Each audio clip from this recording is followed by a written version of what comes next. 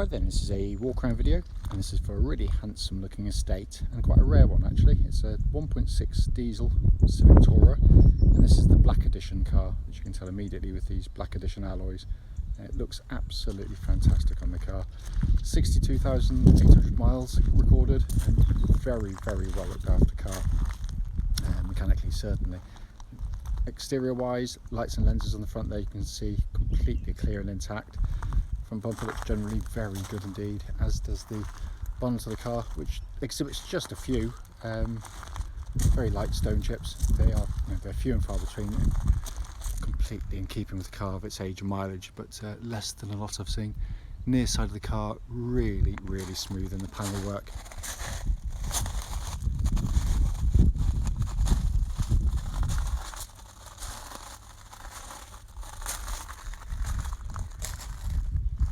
Come around the back of the car, probably my favourite angle for these. I think it's a very stylish car, I have to say. Honda have done a very nice job on it. Come around the back, again, all very clean and tidy. No sort of major marks or otherwise on the car. There'll be the odd light one here or there, but they're negligible. Offside, again, absolutely mirror smooth on the panels there.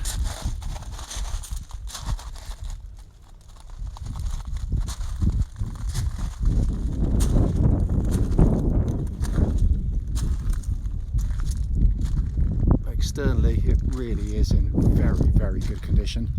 As I said, only the light little brush mark that you'd expect to see on any car this age and mileage. Let's come into the back of the car now. Absolutely cavernous in the back. They are huge, and they're really nicely finished as well. It's quite a sort of plush looking interior, but they are, as I said, absolutely colossal back here. Sorry, completely forgot to show you. Obviously, most people know it, but not everybody does. You get this extra cubby hole, and if you yank this forward, that can then drop down into that lower level as well. Coming to the back of the car now, these rear doors open virtually 90 degrees. It's amazing. Makes entry and exit really simple indeed. Loads and loads of space in the back of them. And unlike so many of these Tourers and Civics, which are very heavily used for family use, this one's been given very gentle use indeed. They do have the magic seat, so if you really want to, you can just put your hand underneath there, pull that up and lock it in place. I can't do it whilst holding the phone, but that's exactly how they operate, but very clever design. So coming into the front and the passenger side, door card, as with all of them, is in lovely condition. Passenger seat on the front, again in very nice condition there. So finally coming in on the driver's side, again all very clean and tidy. Footwell area is really nice. Driver seat's really good. The only interior mark of any note I can see, and it is minuscule, just there. You just see a tiny, someone's obviously I think burnt it or something, but it's tiny and it easily repaired. You can get chips away, these kinds of people, to do repairs, but I like to show everything I possibly can, no matter how small. Inside the car now. Engine's running through section, so the dashboard, as always, can be seen illuminated. If I go up there for you, hopefully you can see 62,882 miles currently recorded on the car. And if I pan back there, you can see there are no warning lights illuminated at all whilst the engine's running. But it really is a fabulous interior on these, and as I said, it's been kept in absolutely lovely condition, with just the sort of wear you'd expect to see on a much younger car, in all honesty, but that's by the by.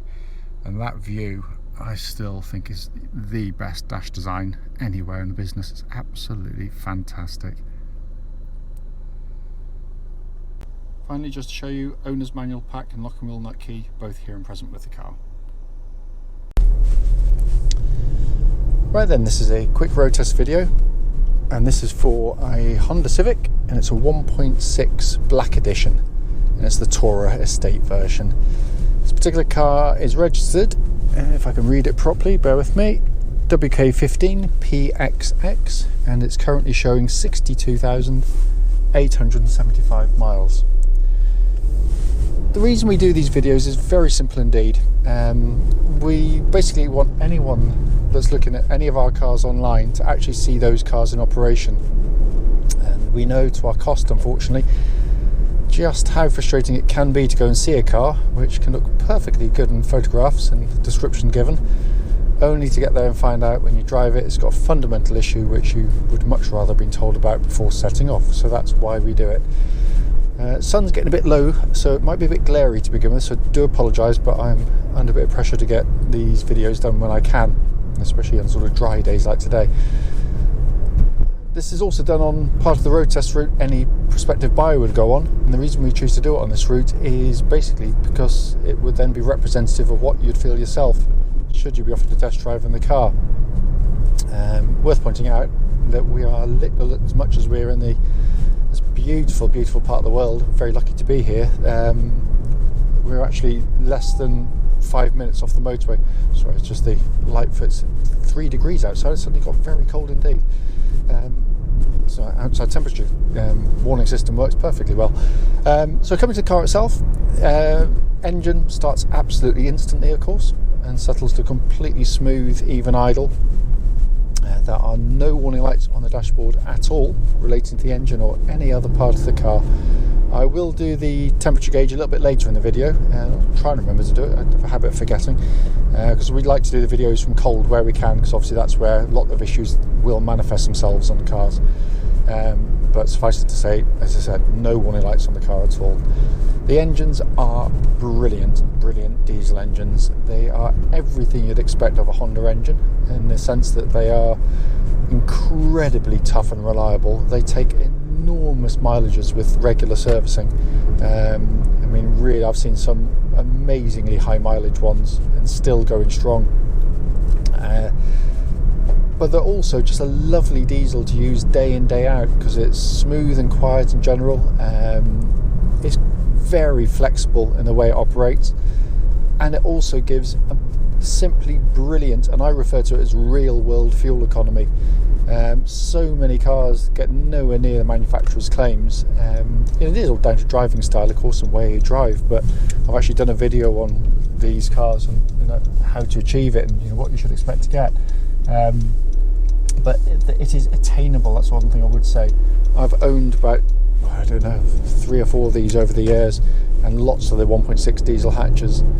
Doing short trips, I tend to get around sort of high 50s, 60s to the gallon.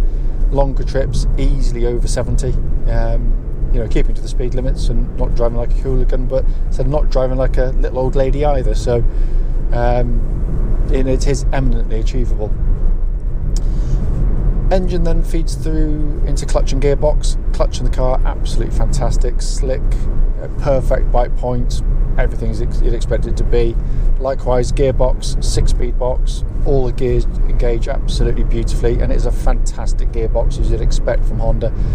Gear changes are really crisp, really mechanical. They've got a lovely feel to them, and it feels like new to operate, and literally there's no slack in it at all, but you don't really get it on the Hondas. Steering of the car, again, sensational, really is. It's very quick to change direction, it's precise, it's accurate, put in absolute harmony with the chassis, which isn't always the case with cars, but really feels absolutely superb to use. And the weighting is so well done, because it is electric power steering, as most modern cars are, but so that means some can feel really lifeless and unattached, or detached rather. It also tracks absolutely bullet straight. There's no vibrations at all for the steering wheel at this speed or any speed up to the legal limit, so all in good order there. Chassis of the vehicle, as kind of alluded to, again, like the steering, it's just a brilliantly set up car. It really is. You can see why people hold on to these things, because what it gives you is if you're an enthusiastic driver, you'll love the car. It changes direction brilliantly. It absolutely flows through corners, with just minimal steering inputs. The body control is sensationally good. There's not a lot of bouncing or porpoising about. It's a genuinely good, fun car to drive, but it's also wonderfully comfortable. The suspension is just beautifully judged. It's compliant, it's beautifully damped, it rides all the imperfections absolutely brilliantly. It really is a class act. But what I'm also doing on road test, by the way, is just listening out for any noises coming from underneath the car that shouldn't be there, sort of rattles or clonks.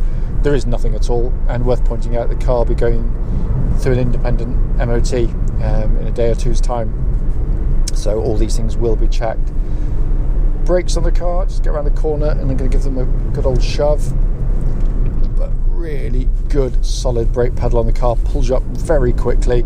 There's no pulsing or vibration coming back through the brake pedal at all, so all in fine fettle.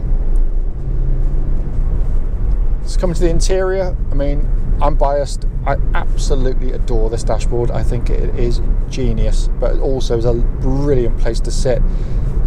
First things first, build quality is sensational in them. No squeaks, no rattles, which can plague estate cars. And these are, I mean, this is real build quality, as I often say. I mean, this is many years down the line, or in this case, sort of 6 years old, or whatever happens to be now.